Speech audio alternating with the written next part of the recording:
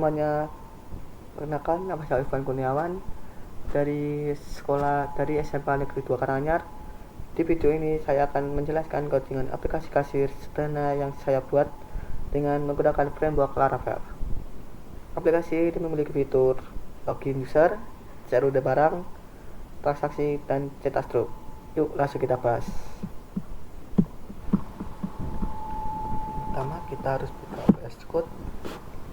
Nah, di halaman ini kita sudah membuat form login yang seperti ini. Selanjutnya saya akan menjelaskan migration. Migration adalah suatu yang digunakan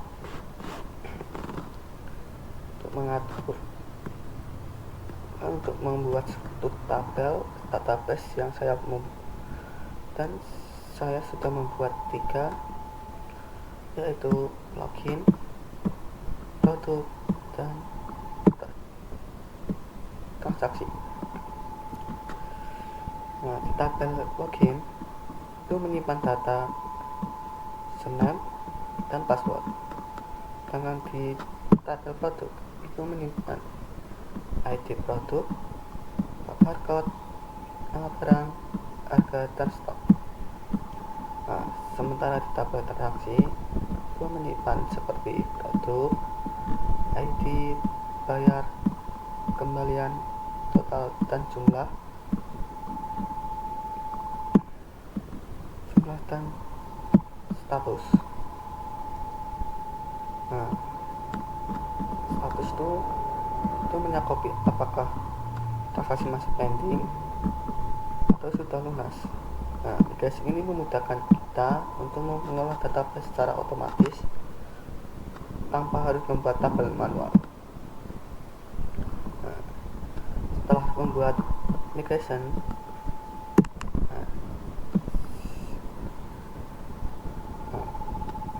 kita membuat model berfungsi sebagai penghubung antara aplikasi dan database. Di aplikasi ini saya menggunakan 3 model, yaitu login, produk, dan transaksi. Di model login digunakan untuk mengolah data barang seperti data user seperti username dan password. Sedangkan produk digunakan untuk mengolah data produk seperti barcode, nama barang, harga, dan stok. Nah, sedangkan di model transaksi digunakan untuk menyimpan data transaksi yang terjadi di kasir. Nah, di model transaksi saya juga menambahkan relasi billing store ke model produk. Ini artinya setiap transaksi akan berhubungan dengan produk tertentu yang dibeli. Nah, selanjutnya yaitu control. Nah, di control ini saya menggunakan 3. Yang pertama login, controller, produk, dan transaksi. Yang pertama saya menjelaskan controller login terlebih dahulu. Nah, di index yang pertama function index. Nah, function index itu digunakan untuk menampilkan halaman login. Login yang di view di folder view seperti ini, yang ini. Sedangkan pas login, nah, digunakan ini variable data itu digunakan untuk mencari user yang berdasarkan password dan username. Nah, jika ditemukan maka langsung pindah ke route produk.home. Nah, sedangkan salah atau error akan kembali ke login. untuk function logout itu fungsinya untuk menghapus semua session yang aktif dan akan kembali ke halaman login. Contohnya di from login yaitu index ini data yang dimasukkan ke username. Di route ini saya menambahkan route produk index yang saya dapatkan di route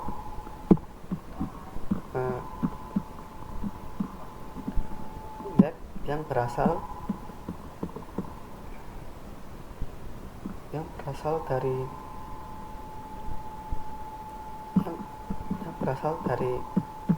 login controller. Di route ini yang pertama yaitu get login class index. Ini digunakan untuk mengenali permintaan get ke URL utama biasanya saat pengguna pertama membuka aplikasi. Route ini akan menjalankan fungsi index di login controller yang isinya adalah menampilkan from login. Nama route set sebagai login atau kalian bisa mendapatkan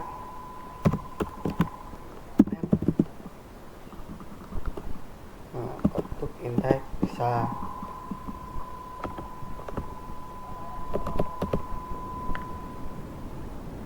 Sedangkan di route post login,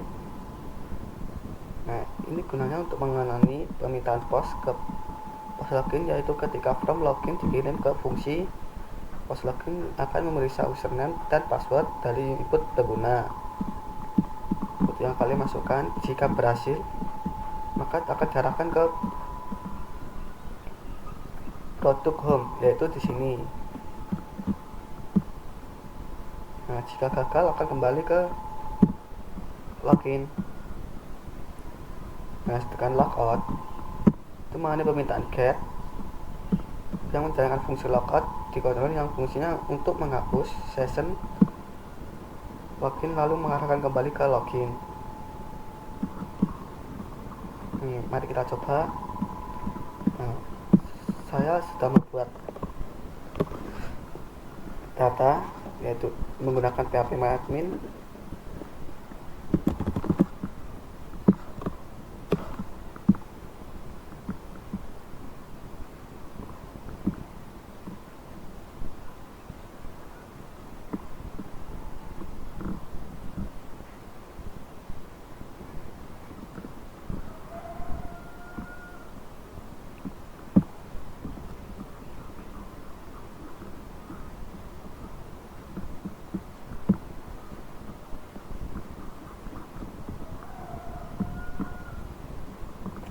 Di sini yuk kita coba.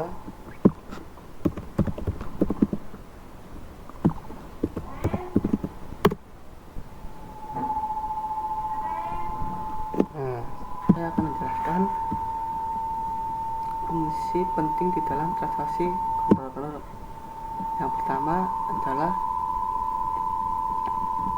function index. Function ini menampilkan sebuah data produk serta transaksi yang statusnya masih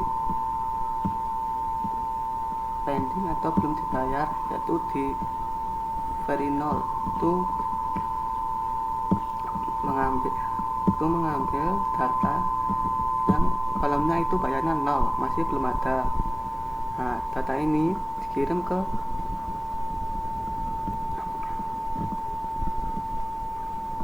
home.let atau juga di return product.home untuk dikirim ke sini.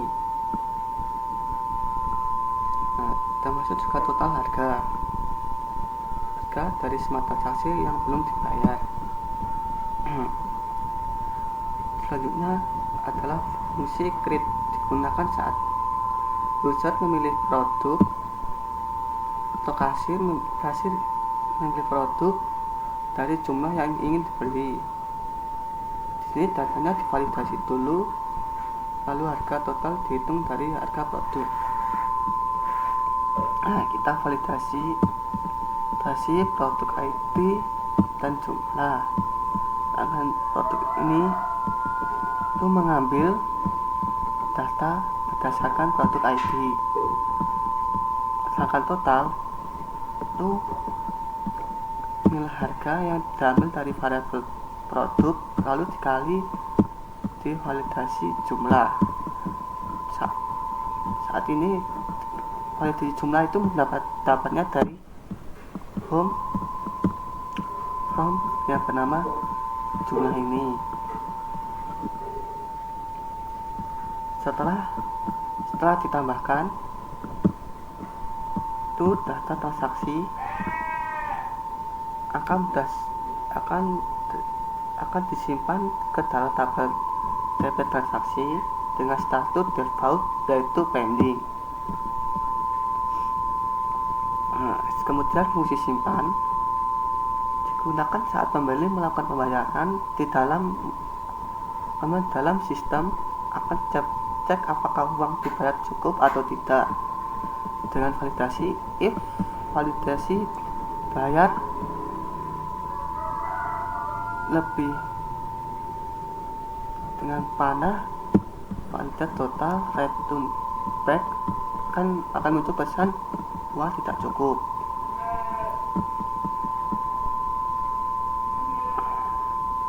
Nah, kalau cukup maka statusnya lunas, yaitu di transaksi status pending update menjadi lunas dan kembalian akan dihitung setelah pembayaran berhasil. Sistem akan otomatis mengarah ke halaman stroke. Nah, yang terakhir adalah fungsi stroke yang digunakan untuk menampilkan stroke berdasarkan ID transaksi terakhir. Di view cetak kita bisa lihat detail barang yang dibeli, jumlah, total uang dibayar, dan kembalian. Dengan sistem ini proses transaksi jadi otomatis dan efisien dari input barang, hitung total, pembayaran, dan sampai cetak. Dan selanjutnya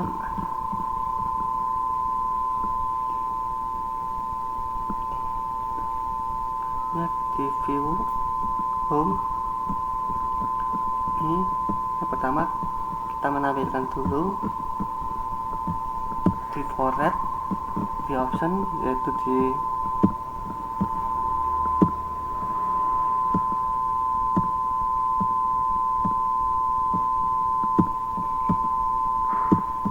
sini. Nah, ini bisa tampil karena kita memakai format dari sini. Nah, data berasal dari float yang ini data, lalu kita beri perulangan tadi item. Nah, option value item berdasarkan ID produk dan item dari nama barang red. Selanjutnya kita tampilkan data yang sudah dibeli menggunakan format ini. Nah, kita simpan number sum itu mentotal semua harga yang dibeli.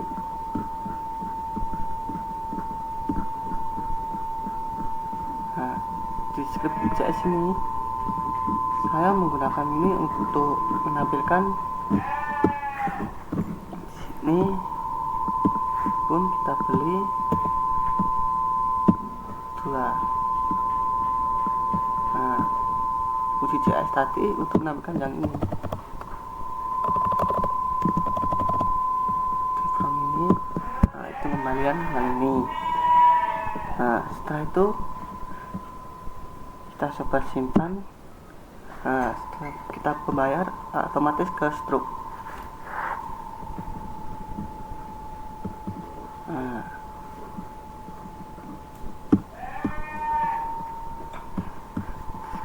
sekian dari saya. Bila ada salah kata mohon dimaafkan. Wassalamualaikum warahmatullahi wabarakatuh.